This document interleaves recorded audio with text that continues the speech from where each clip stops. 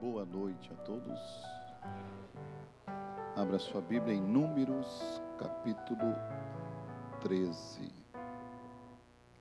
Números, capítulo 13. Glória a Deus.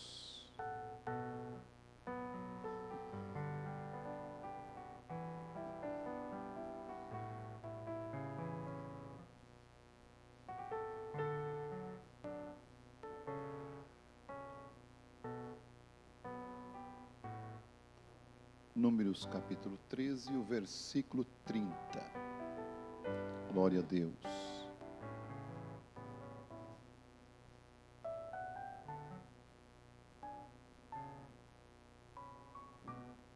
Então Calebe fez calar o povo perante Moisés e disse: certamente subiremos e a possuiremos em herança, porque seguramente prevaleceremos contra ela. Glória a Deus. Quer dizer, somos capazes de vencer. Pai, nós te louvamos. Obrigado por mais uma vez permitir estarmos na tua presença. E o Senhor nos deu algo sobrenatural neste tempo. A palavra do Senhor revelada e trazida por um anjo, um ministério profético. Pedimos que o teu Espírito Santo possa ministrar a nós através deste dom e que o Senhor alimente a nossa alma no precioso nome de Jesus Cristo. Amém. Glória a Deus. Podeis vos assentar?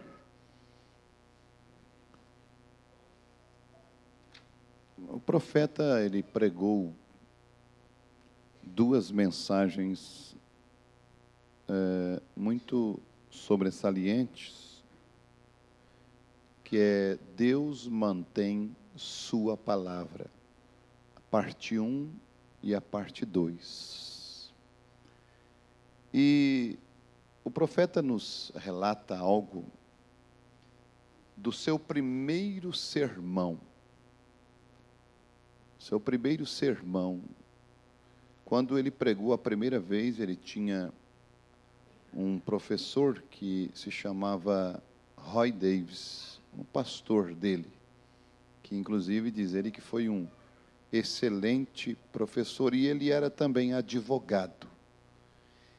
E ele pregou sobre Sansão, moendo ali no moinho, e o Sansão com os olhos furados, Sansão sendo açoitado, e realmente foi um culto maravilhoso.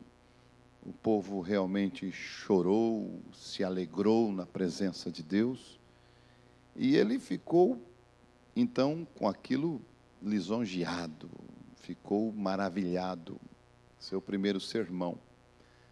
E ali diz ele que as irmãs, as senhoras mais idosas, vinham e batiam nas costas dele, ele como um jovem pregador, né? Muito bem, Billy, muito bem, muito bem, muito bem. E então o Dr. Roy Davis disse: Billy, passa lá em casa depois para a gente conversar. Aí ele passou na casa dele e chegou lá e ele então perguntou: então, Dr. Roy Davis, como me sair? O Dr. Roy Davis olhou para ele e disse: o pior que eu já vi. E aí ele ficou assim sem entender, mas ele disse que para ele aquilo foi a melhor coisa que já podia ter sido dita. Tirou aquele vento, né? Foi como um alfinete, murchou, né? Aí então o Dr. Roy Davis disse que ele contou um caos no parágrafo 8 desta mensagem. Ele disse: uma vez, quando eu estava exercendo direito, eu fui ouvir alguns casos julgados. Quando ouvi os casos, eu observava as emoções que os advogados passavam. e disse: quando eu defendi o meu primeiro caso, depois que prestei juramento para a bancada, disse, eu tirei o meu casaco, e era uma senhora que eu estava defendendo, e disse, eu batia na mesa, chorava, eu andava para trás, para frente, e disse, eu pensei que tinha ganhado o caso. Isso era tudo que havia para ele.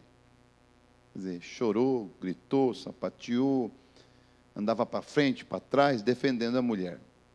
E o velho juiz assentado ali, depois de um tempo, ele debruçou-se sobre a bancada e disse, juiz, Vossa Excelência, quanto mais dessa coisa ridícula o seu tribunal tem que aguentar? Então eu me senti realmente chicoteado. Saí derrotado e pensei, nunca mais vou estudar para advogado. Depois de um tempo, alguém bateu na minha porta. Aquela pessoa era ninguém menos que o velho advogado. E ele veio e disse, Dr. Roy, eu estava assistindo você. Ele disse, você sabe, este tribunal, disse, a razão pela qual eu fiz isto é que eu quero que você seja um advogado de verdade. Disse, eu sei que está em você ser um advogado, mas esse tribunal não toma suas decisões baseada em sua emoção mental. Você já viu uma pessoa tomar uma decisão baseada numa emoção mental e depois se arrepender? Né? Então, um tribunal não toma decisões em emoções, por emoções. Né? Disse, você teve muita emoção mental, mas você não tinha leis na defesa. Você não tinha nenhum parágrafo da lei para defender a senhora. Você tinha emoção, tentando dizer, tadinha, coitada, tem que ter misericórdia dela. Não, não se defende pessoa por ser coitadinha, se defende pela lei. Se ela está certa pela lei, tudo bem, se não está, não importa se ela é coitadinha. Os julgamentos hoje são baseados em que? Não, mas ele só tem 12 anos, só tem 16 anos, tadinho, é um menino. Não é assim? E aí eles vão matando, matando, matando. Não são baseados porque não tem uma lei dizendo ele deve ser preso. Então, bom, ele disse, essa é a razão pela qual eu disse aquilo. Eu acho que isso é uma coisa boa. E eu agradeço ao Dr. Roy Davis até hoje. Ele disse, Billy, todas as suas emoções, e assim por diante, aí ele está falando sobre agora a pregação do irmão Branham, amarrando Sansão ao poste, chicoteando e arrancando-lhe os olhos, você não usou muitas escrituras. Os homens não são salvos por emoções. E todas as pequenas histórias tristes que você conta, o homem é salvo pela palavra de Deus. Então, nunca te esqueça disto, você não é salvo por emoções, por historinhas, você é salvo pela palavra de Deus. Você não é salvo porque você é bonzinho, nem porque é velhinho, e nem porque é o dodóizinho da mamãe. Não, você é salvo pela palavra de Deus, pelas escrituras sagradas.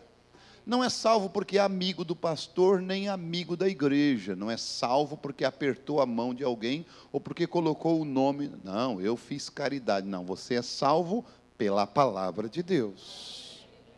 Veja, os homens não são salvos por emoções e todas as pequenas histórias tristes que você conta. O homem é salvo pela palavra de Deus. Por isso, nós sabemos que a nossa fé, ela é fundamentada na palavra, na mensagem da hora. Isto certamente me estruturou. Que coisa boa é ser estruturado.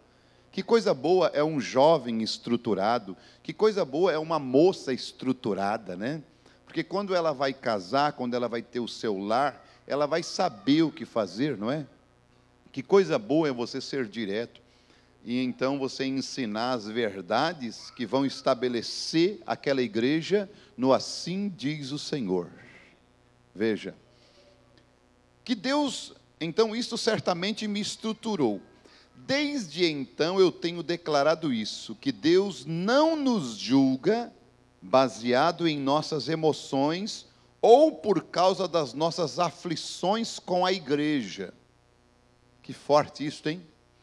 Deus não nos julga por nossas emoções e nem por causa das nossas aflições com a igreja. Aí, você já notou um indivíduo cabisbaixo, churumingando, porque entrou em problema com a igreja? Você acha que Deus vai julgar ele porque ele entrou em aflição com alguém, em problema com a igreja, ou em problema com o pastor, ou em problema com o diácono? Deus não quer saber, Deus vai julgar ele pela palavra. Não, tu tens muita razão, porque tu entrou em aflição, entrou em problema com a igreja te decepcionou, a igreja não te tratou bem, então tu vai ter aqui um lugarzinho por isso. Não, Deus não vai colocar ninguém lá porque a igreja não te tratou bem. E aí tu ficou triste, ficou em casa. Não, Deus vai te julgar pela sua palavra. Não, mas Senhor, eles me trataram mal, por isso que eu não fui no culto, por isso que eu não tomei ceia, o pastor não me recebeu bem. Deus não quer saber disso, Deus quer saber da sua palavra. Amém? Glória a Deus. Então, Deus mantém a sua palavra. E eu dou graças a Deus que eu comecei a minha vida na Igreja Batista. Sabe por quê? Porque os batistas são exatamente isso, é preto no branco. Quer dizer, ou é a Escritura ou então não é nada. E Deus, Ele gosta de pessoas assim, ou é a Escritura ou então não é nada. Deus escolheu o nosso profeta justamente por isso, ou era ou não era. O anjo aparecia para ele, ele já vinha e dizia assim, tá, mas isso está nas Escrituras? Ele levava o William Branham para onde? Para a Bíblia. Glória a Deus. E nós sempre temos que manter a nossa estrela do norte, chamada Jesus Cristo, em nossa frente. Certo? Então, que Deus, desde então eu tenho declarado isso. Isso aqui eu achei muito lindo. Que Deus não nos julga baseado em nossas emoções ou por causa das nossas aflições com a igreja. Mas Ele nos julga pela sua palavra, e os céus e a terra vão passar, mas a sua palavra não vai passar. Ah, mas eu tive um pequeno desentendimento familiar. O que a palavra diz em relação a isso? Para acertar, não é? É assim ou não é? Ah, mas eu não me simpatizei com fulano. Deus não quer saber da tua simpatia, não. Deus quer saber da sua palavra. Entende? Eu não gostei da cor dele nem da cor dela. Deus não quer saber, Deus quer saber da sua palavra. Se tu tem o teu gosto pessoal, o problema é teu. Deus quer saber se o teu gosto, ele tem um filtro, e esse filtro é a palavra de Deus. Quer dizer, o filtro do homem que pensa é as Escrituras. Não é o teu parecer, nem o meu parecer. Tem que ser a palavra de Deus. Por isso que eu não posso ter uma igreja de acordo com como eu gosto, né? As irmãs têm que vestir como eu gosto, os irmãos têm que andar como... Não. Nem você tem que andar segundo as Escrituras. Veja, os céus e a terra passarão, mas a palavra de Deus nunca passará. Glória a Deus. Agora, no dia em que estamos vivendo, e os tempos em que estamos vivendo, penso que cabe a nós verificar com a palavra de Deus e ver onde estamos vivendo e a hora em que estamos vivendo. Que tempo mais glorioso que nós estamos vivendo, né? E eu estava conversando com um irmão esta semana e ele estava falando para mim assim, pastor, sabe, eu deu esse problema em mim, de um início de AVC, ele estava falando, e não é problema que seja o diabo que seja culpado, não. Ele olhou para mim e disse bem assim. Daí eu olhei para ele e disse, vem coisa aí, né? Vem coisa boa aí, certo, né? Aí ele disse, porque, sabe o problema não foi o diabo. O problema foi eu. O culpado foi eu. Sabe por quê? Porque eu me alimentei errado. Veja. E, na verdade, é exatamente isso. Porque o nosso corpo, ele tem um limite. Aí, eu uma vez conversei com um indivíduo e ele disse assim, não, eu oro pela comida e pronto. É assim? O que vocês acham? Então, o diabo tinha razão quando ele disse para Jesus assim, lança-te daqui para baixo. O diabo tinha razão. Porque dará ordem aos teus anjos a teu respeito e eles não deixarão vacilar o teu pé. Qual foi a escritura que Jesus usou, então, depois, quando o diabo citou isso para ele? O que Jesus disse? Não tentarás o Senhor teu Deus. Então, o diabo não tinha razão. Mesmo estando escrito na palavra que Deus vai abençoar, que Deus vai purificar, que Deus vai santificar a comida, eu não posso orar por uma garrafa de Coca-Cola e nem por uma lata de cerveja.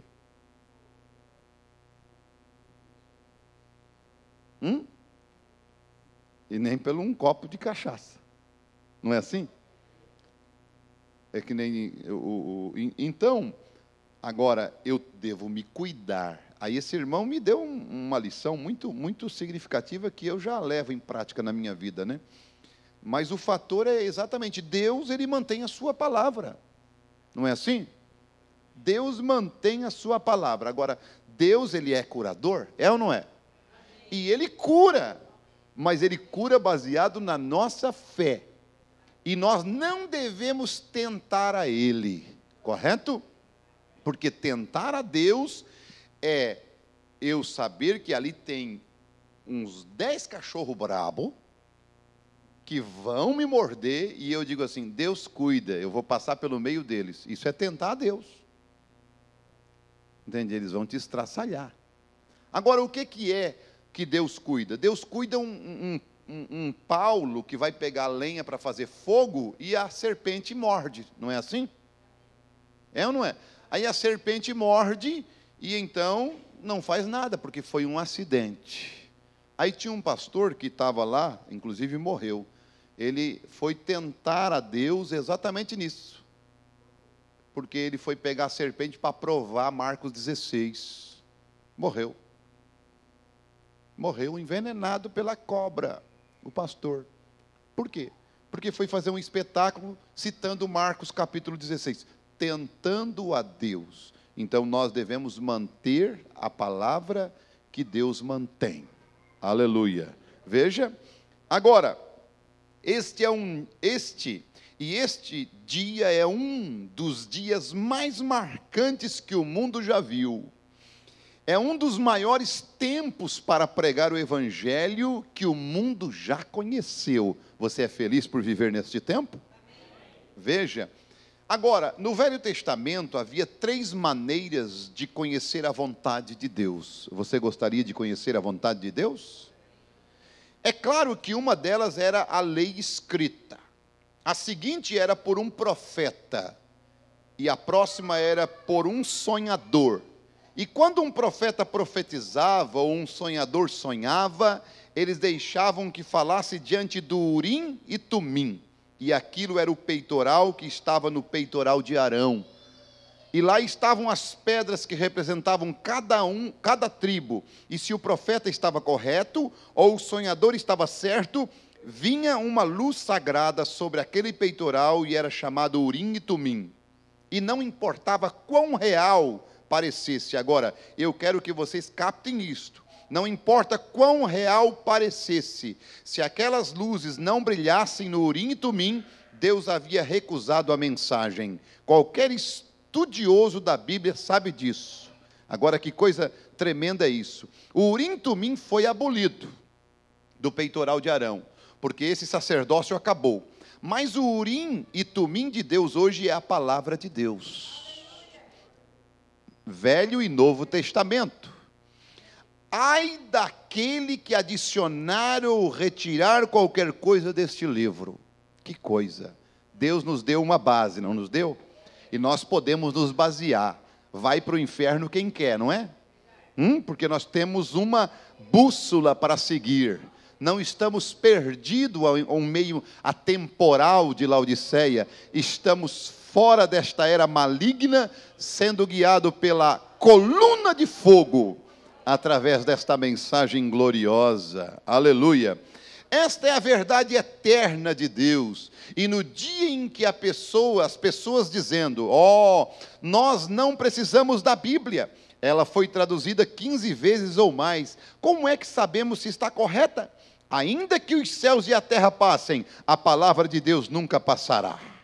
Toda a doutrina e todo o restante da Bíblia que temos na igreja devem estar baseado na palavra de Deus, devem vir da palavra, não apenas um lugar. Isso aqui é muito importante para nós. Não apenas um lugar, mas de Gênesis a mesma coisa.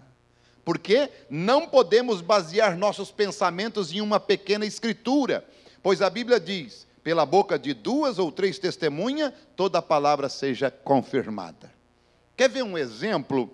Você vai para Gênesis e você tenta mostrar ali para mim a Trindade, dizendo, olha, a Bíblia fala no plural, Deus dizendo, façamos o homem à nossa imagem e semelhança. Isso está escrito, não está? Então, você pode tentar mostrar para mim, dizer assim, veja, ali está o Pai e o Filho e o Espírito Santo, façamos, no plural, o homem à nossa imagem e semelhança. Agora, esta escritura ela está válida até que não encontre outra que desfaça este pensamento. Isto é, esta interpretação. A escritura está certa, mas esse meu pensamento está válido até que eu não encontre uma escritura que desfaça isto. Quando eu vou para Isaías 45, versículo 12, eu já encontro uma escritura bem clara, desfazendo este meu pensamento trinitariano. Quer ver? Eu fiz a terra, aqui está pronome pessoal, e criei nela o homem. Eu o fiz, não nós. Então, esse meu pensamento de façamos ser uma trindade, já chocou com esse versículo. É exatamente isso que o irmão Brana disse. Eu não posso fazer uma doutrina baseado num versículo da Bíblia. Ele tem que vir de Gênesis a Apocalipse. Tem que estar em harmonia. Glória a Deus. Então, quando eu vejo que esse meu pensamento choca, então, esse pensamento está errado. Mas quando eu vou para Jó, eu vejo que Deus está reunido ali com os seus anjos. Quando eu vou para Isaías 6, Deus está exatamente com os seus anjos. E nós encontramos, quando Deus façamos o homem, aquele grande Deus estava com o seu séquito angelical ali, e ele não estava conversando sozinho. Por isso ele disse, façamos, mas só existe um Criador, e este se chama Deus. Se este Criador é Deus, aí eu vou encontrar ele exatamente em São João capítulo 1 e o versículo 10, que diz assim, estava no mundo, e o mundo foi feito por ele, e o mundo não o conheceu. Quem é este? O versículo 3, todas as coisas foram feitas por ele, e sem ele nada do que foi feito se fez. Quem? O Verbo, a palavra. Quem é este Verbo? Verso 14, o Verbo se fez carne e habitou entre nós. Quem é que se fez carne e habitou entre nós? Jesus Cristo.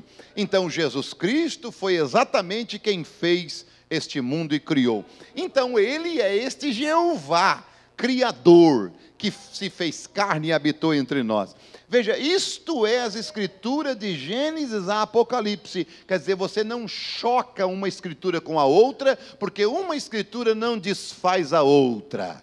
Porque Deus é eterno e seus pensamentos são infinitos. Aleluia. Então, aqui está o nosso Urim e Tumim, a Bíblia Sagrada. Glória a Deus. Veja, você poderia, diz o profeta, tomar uma escritura e distorcê-la. Posso dizer na escritura, Judas se enforcou. Vai e faça o mesmo. Veja, você está torcendo as escrituras. Porque você pega uma parte da escritura e pega a outra parte, você emenda e você faz um pequeno ponto para que você possa, então, se basear. Mas isso não seria aplicar bem a Escritura. Veja, isso era pertencente a Judas e não a você. Que coisa mais maravilhosa. Sabe que o que eu mais acho de lindo nesta mensagem é a luz que nos dá para entender o conjunto bíblico. Estes livros sagrados que é exatamente a mente sagrada de Deus. E aí você pode ver por que Paulo disse que nós temos que ter a mente de Cristo. A nossa mente tem que deixar de lado, mas temos que ter a mente de Cristo, aquela coluna de fogo guiando a nossa alma. Aleluia, glória a Deus. Veja, Deus mantém sua palavra, Ele tem que manter a sua palavra para ser Deus. Aleluia. Sabe que uma das coisas que eu acho importante também é nos homens de Deus. Nos homens de Deus que tiveram contato com Deus. Eles são destemidos. Eles não são daquele assim, ó. Não, e se é Deus? Eles não têm esse negócio de se é ou se não é. Eles têm certeza. Eles sabem diferenciar. Que coisa. Aí lá está Martim, na era em que ele estava vivendo. E o diabo chega para ele e se transfigura diante dele. E o diabo diz para ele assim: Martim, eu sou Jesus. Me adora. E ele está com aquela coroa bonita de glória sobre ele. E ele está todo resplandecente. E a Bíblia diz na segunda carta aos Coríntios, capítulo 11, que ele se transfigura em quê? E aí ele chega e diz: olha, me adora. Aí Martim olha e fica preocupado.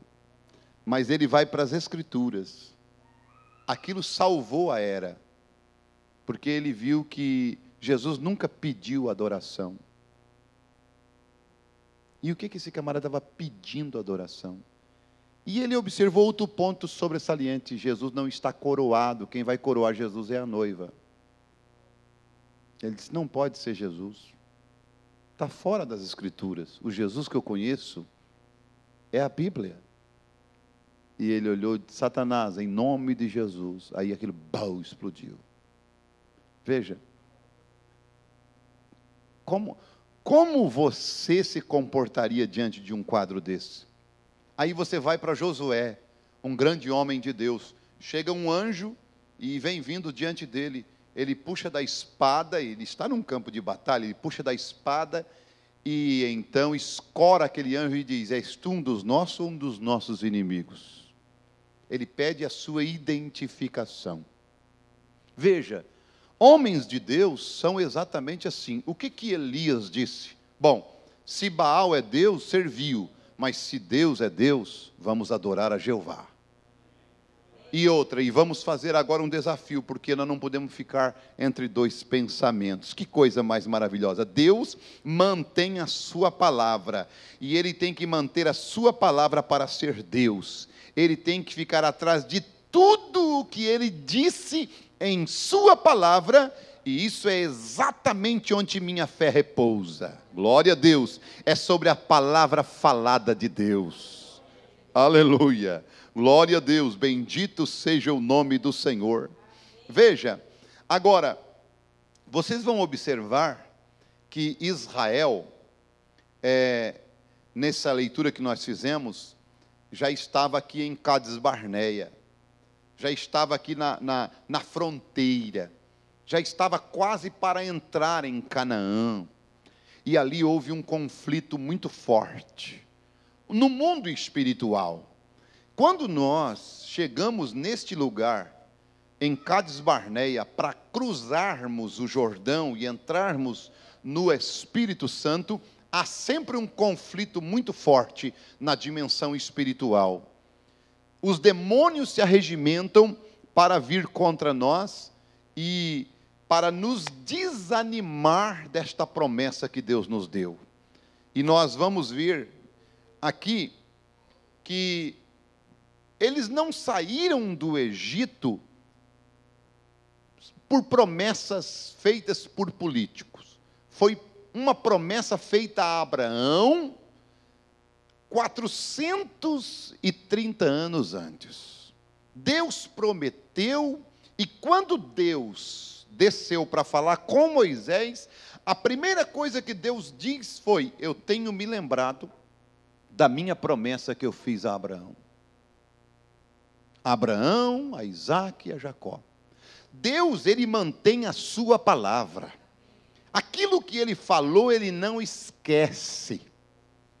Vocês vão ver que quando estava no reinado de Saul, lá estava Samuel, o profeta. Olha como Deus não esquece. Deus chamou Samuel e disse: Samuel, eu tenho uma lembrança aqui.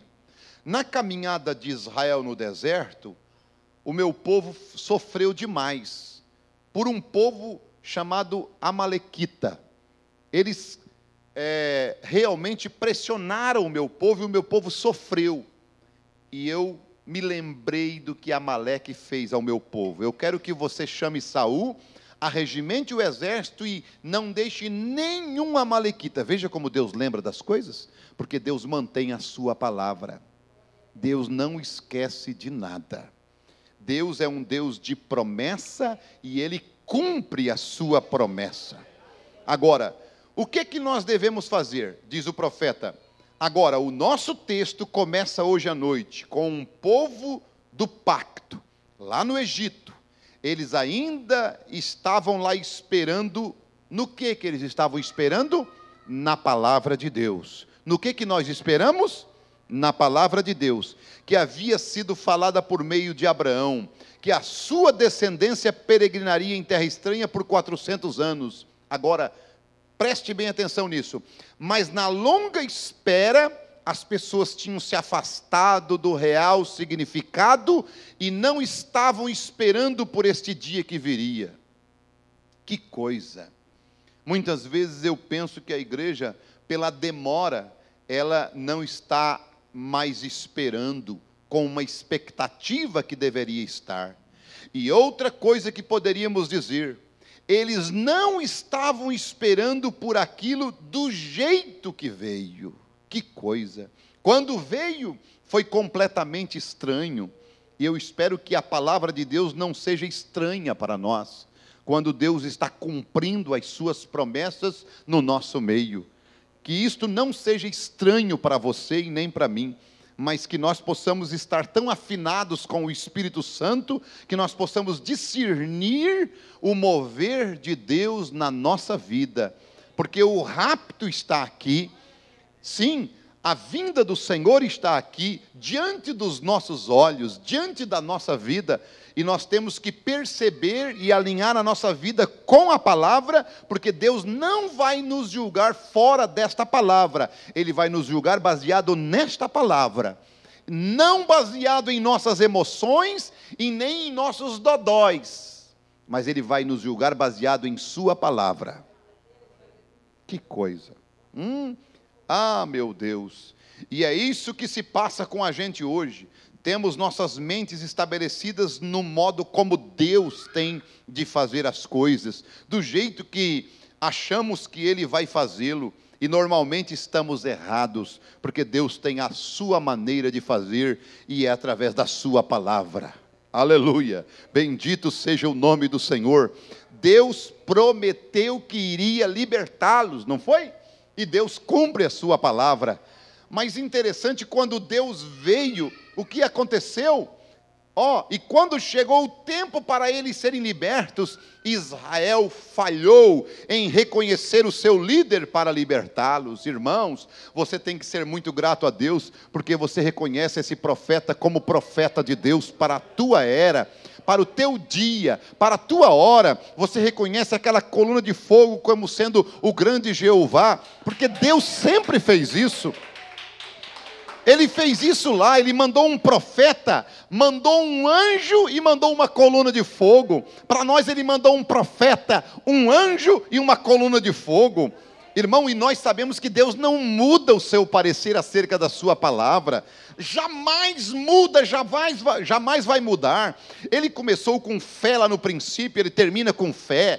O diabo, ele também começou com arrazoamento, ele vai terminar com arrazoamento. Irmãos, Deus, ele sempre recebeu o pecador, o adorador debaixo do seu sangue lá, ele recebe debaixo do seu sangue aqui. Ele recebeu o arrependido e perdoou lá, ele recebe o arrependido e perdoa aqui. Aleluia! Ele é o mesmo ontem, hoje e eternamente. O que foi preciso? Isto levou 40 anos a mais, irmãos. Sabe por que levou 40 anos a mais, 30 anos a mais, para Israel sair do Egito, para eles irem embora?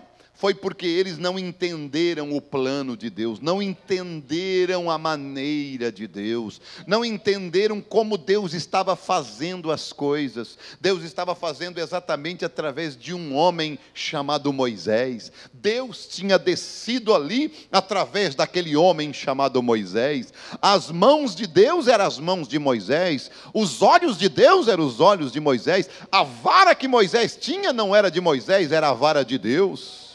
Aleluia, bendito seja o nome do Senhor. Quem feriu o Egito ali foi Deus em Moisés. Que coisa! Quem fez aquelas maravilhas e aqueles milagres todos foi aquele grande Jeová dos exércitos, o mesmo ontem, hoje e eternamente.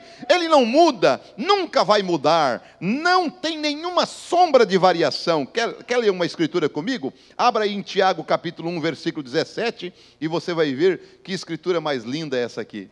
Olha só, Tiago 1,17, que escritura mais bela, porque fala da essência de Deus, fala daquilo que Deus é. Toda boa dádiva, depois de Hebreus, né? Toda boa dádiva, 1 verso 17, e todo o dom perfeito vem do alto, descendo do Pai das luzes. Eu acho bonito, porque dom é perfeito. O dom de Deus, ele é perfeito. Dom não falha. O indivíduo pode falhar, o dom não falha. O dom é perfeito. O dom gratuito de Deus, vocês sabem que é a vida eterna, mas toda boa dádiva e todo dom perfeito vem do alto. O dom que falha não é de Deus, né? O dom perfeito é aquele dom que vem de Deus, aquele que atua em conformidade com a palavra de Deus. Aleluia. Veja, descendo do Pai das luzes, em quem não há mudança nem sombra de variação. Que Deus. Agora, você já viu uma coisa que muda ter consistência? Não. Uma coisa que muda, ela não é forte, ela não tem consistência e ela não permanece. Por isso que Deus não muda. Deus é imutável. E diz o profeta que a chave para a igreja, sabe qual é? A chave para a igreja, na mensagem à era de Éfeso, é que Deus não muda. E se você entender isto, você vai ter a chave na mão para sempre se achegar a Deus e ter Deus ao teu lado. Sim, Deus não muda. Veja, levou 40 anos, diz o profeta, mas nós sabemos que foi 30, né? Agora, esta foi a forma que Deus teve que fazer para ter a igreja em condições para tirá-la para fora. E Deus precisa ter a igreja em condições para tirar ela para fora. Diz o profeta, por isso eu acredito que também a vinda do Senhor está atrasada.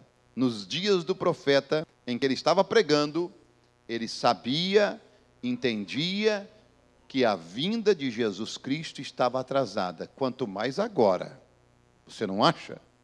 Mas quem atrasou, sempre quem atrasa no casamento, quem é? Sempre é nós. Nós estamos atrasando exatamente a vinda do Senhor Jesus. Agora, eu quero te dizer uma coisa, está acontecendo, e você tem que estar dentro dela. Está acontecendo, porque quando você saiu do sistema denominacional, quando você saiu do mundo, foi Jesus te chamando para fora. E o Egito já não é mais Egito agora. Agora você está num deserto. E aí você tem um destino. É o batismo do Espírito Santo. É uma terra que mana leite e mel.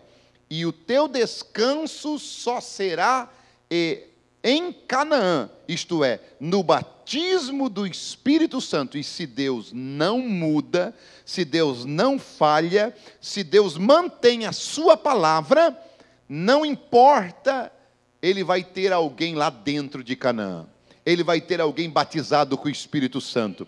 Ele vai ter alguém para ser transformado qualquer dia desses para o rapto. Ele vai ter alguém realmente para que possa ter aquela fé de rapto para sair desta terra num abrir e fechar de olhos. Ele mantém a sua palavra, ele não falha. Aleluia. Então eu creio que a vinda do Senhor está atrasada, pois ele teve que esperar muito no tempo de Noé. Ele teve que esperar muito para trazer Israel para fora. Eu creio que ele está esperando há muito tempo, mas acredito que a sua paciência está se esgotando conosco. Veja, agora, quando nós, cristãos desta mensagem, você já viu bastante da glória de Deus nesta mensagem? Eu já vi muito da glória de Deus nesta mensagem. Já vi muito. E eu digo uma coisa, todas as vezes que Deus, sabe por que eu estou mostrando Israel saindo do Egito? Porque o irmão Branham disse que é o tipo perfeito, e você não tem como errar.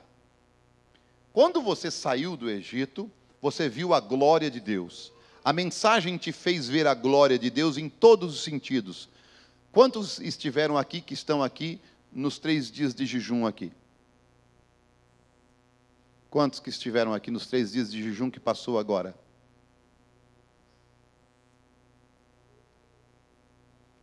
Vocês estiveram? Nos 3 dias de jejum passou. Quantos que estão aqui que estiveram? Isso, é para levantar a mão, gente. Vocês estão, eu achei que vocês não estavam. Não estavam levantando a mão. Vocês viram a glória de Deus aqui ou não viram? Realmente foi sobrenatural. Agora, e depois de terem visto a glória de Deus no Egito, com sinais e maravilhas que Deus havia feito, quando eles viram o tempo da pressão vir, quando o Mar Vermelho os havia bloqueado, o deserto os havia bloqueado, o exército de Faraó logo atrás deles, olha que hora que eles estavam. Mas Deus parece ter prazer em deixar os seus filhos em tal posição. Deus gosta de deixar nós em aperto, deixar nós pressionado. Deus, ele gosta de deixar nós quase caindo no abismo, para depois então vir com sua mão forte e livrar. Deus gosta de deixar nós sermos pressionados pelo inimigo até o último, para ver o que é que nós pensamos, ou o que é que nós falamos, ou o que é que como nós agimos, se nós realmente cremos na sua palavra, se temos certeza que ele mantém a sua palavra ou não. Sabe por quê? Para Deus nos testar, se nós realmente cremos que ele mantém a sua palavra, é só ele deixar nós, como ele deixou a viúva, lá, quando ele enviou Elias, até o último bocado, até a última farinha. Ele tem que deixar nós até a última farinha, para saber se nós realmente cremos que ele mantém a sua palavra. Senão ele não vai saber. É levar Israel e deixar sem água no Egito, para saber se realmente vocês creem que eu mantenho a minha palavra. Para Deus saber se você crê que ele mantém a sua palavra, ele vai ter que te deixar sem água, vai ter que te deixar com a última porção de comida, para saber se você crê verdadeiramente. Se você não murmurar, se você continuar cristão, se você continuar firme, crendo, olha, quando tiver o último grãozinho, a última porção, então Ele envia o livramento. Ele te deixa até cair dentro da fornalha, para deixar você ser testado até o último, no calor da fornalha, para ver se realmente você crê que Ele mantém a sua palavra. Se você crê verdadeiramente, lá no último segundo, por um triz, então Ele chega e entra dentro da fornalha com você. Ele gosta de fazer isso. E agora? Por quê? Porque nós dizemos, ó, Deus mantém a sua palavra. É fácil dizer que Ele mantém a sua palavra, mas eu quero ver a hora que você está ali, mar vermelho na frente, exército farol atrás, as muralhas, e agora? Agora eu quero saber se você crê que eu mantenho a palavra, porque eu deixei vocês encurralados. Aí você vai na panela lá, não tem, o filho vai morrer, você vai morrer. Você crê que Deus mantém a sua palavra? Creio. Você crê, Deus tirou de Jó tudo, e ele cria que Deus mantinha a sua palavra. Você crê que Ele mantém a sua palavra? Então, nunca te esqueça disto. Mas Deus parece ter prazer em deixar os seus filhos em tal posição. Não que Ele não mostre a sua glória, como Ele mostrou para nós aqui. Não que Ele não faça, deixe cair porções de trigo, para nós não nos cansar muito, como Ele fez ali com a própria a esposa de Boaz. Né? A Ruth, deixa lá uns bocados de trigo cair para ela não se cansar muito. Isso é Jesus Cristo deixando cair uma bênção para nós, como Ele deixou cair, para nós não se fadigar muito, né? Ele derrama do seu Espírito Santo para nos alegrar, regozijar, ficarmos felizes nesses momentos que nós passamos na presença dEle. Mas Ele também nos aperta, Ele também nos deixa realmente passar dificuldade, mas Ele não vai olhar para as nossas emoçõezinhas, para os nossos churumingos, Ele não vai olhar para isso não, Ele vai olhar para a sua palavra. Ele vai deixar nós ser frustrados na igreja, Ele vai deixar nós ser decepcionados na igreja, Ele vai deixar alguém fazer uma birra com nós na igreja, para ver se nós viemos, se nós realmente estamos ali firme. Ele vai deixar nós ser xingados, vai vir alguém. Agora tem gente que não consegue nem conviver junto. O certo é isso, porque briga mesmo. E Deus não quer saber das tuas briguinhas, das tuas contendinhas, Deus quer saber da sua palavra. E nós devemos amar o nosso inimigo, não é assim? É assim ou não é? Ah, mas é tão difícil amar até o amigo, imagine o inimigo. Não é assim? Ah, mas eu não gosto, quer dizer, eu achei um motivo, eu não me simpatizo com fulano. Deus não quer saber da tua simpatia, não. Deus quer saber da sua palavra. Certo? É a mesma coisa, irmãos. Por exemplo, o indivíduo fez, pintou e bordou e foi desligado do corpo de Cristo. O que Jesus nos ensinou? Se um olho teu te escandaliza, o que é que você faz? Se uma mão te escandaliza, o que é que você faz? O que ele estava dizendo com isso? Ele estava dizendo sobre o corpo da igreja.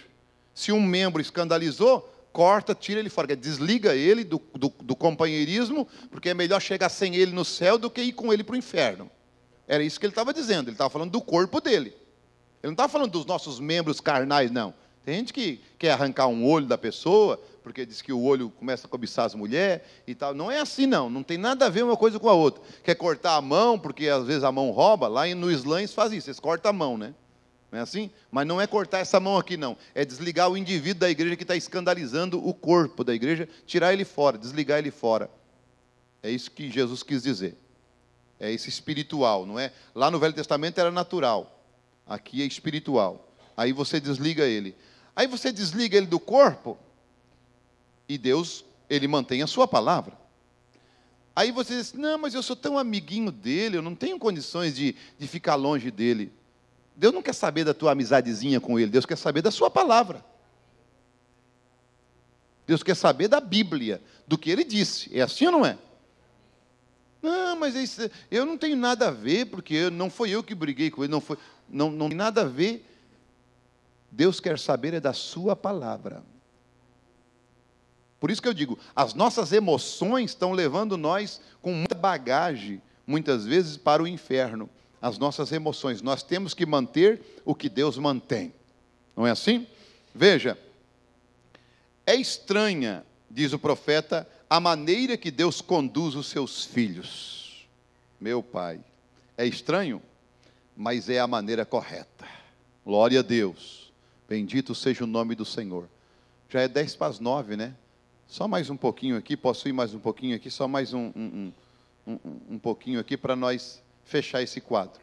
Veja, mas aconteceu que o caminho de Deus os conduzia através do Mar Vermelho. E como é belo observar exatamente aquela hora crucial. Ah, eu amo a Deus por isso. Deus espera até o momento mais crucial, mas Ele pode falar em coisas que Ele coloca de acordo com a sua palavra. Eu preguei domingo ali em Palhoça,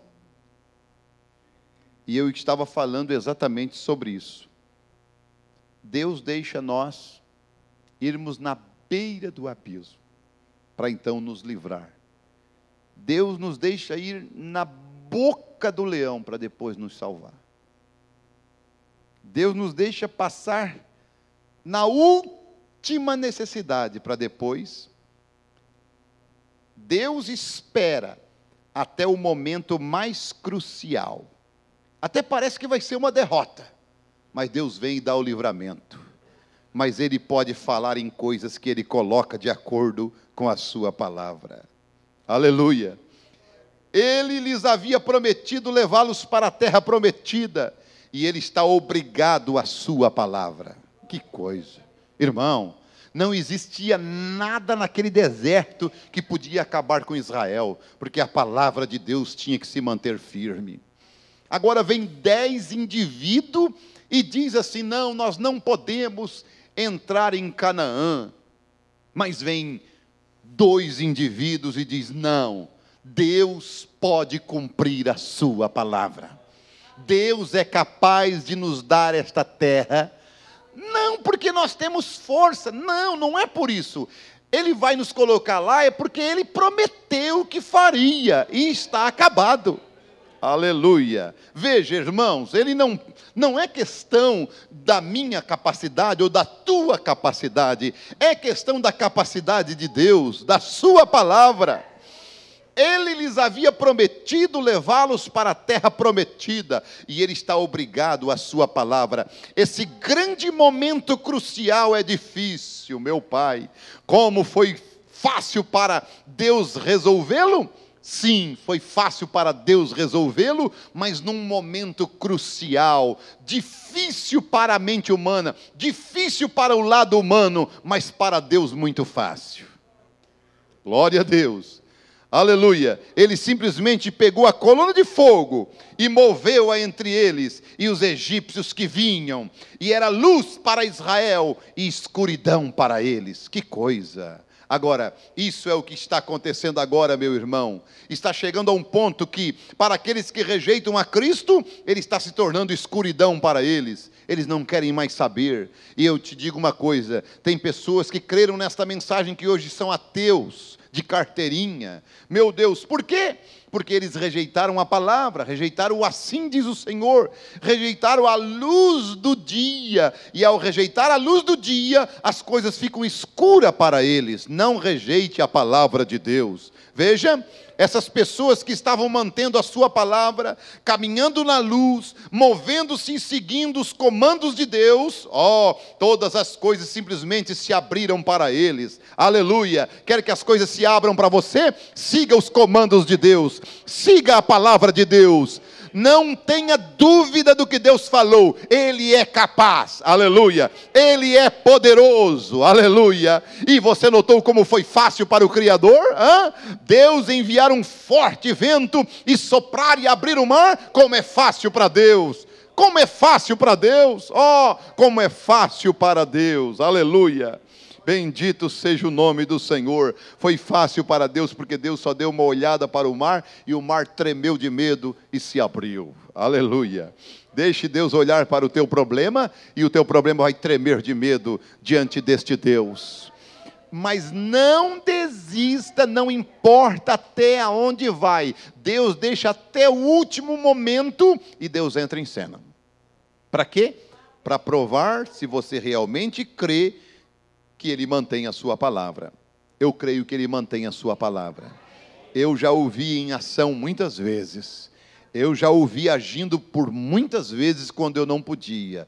Quando eu simplesmente disse, Senhor, eu não posso mais. Eu já vi Ele entrando em cena e resolvendo problemas muito difíceis, resolvendo casos realmente que não havia solução. Ele é Deus. Ele mantém a sua palavra. E Ele manterá a sua palavra. Ele transformará os nossos corpos. Ele arrebatará uma noiva nesses dias. Ele ressuscitará os mortos. Ele mantém a sua palavra. E se Ele mantém a sua palavra, Ele terá uma noiva. E esta noiva está em sua palavra. Se coloca de pé em nome de Jesus. Aleluia. Glória a Deus. Louvado seja o nome do Senhor.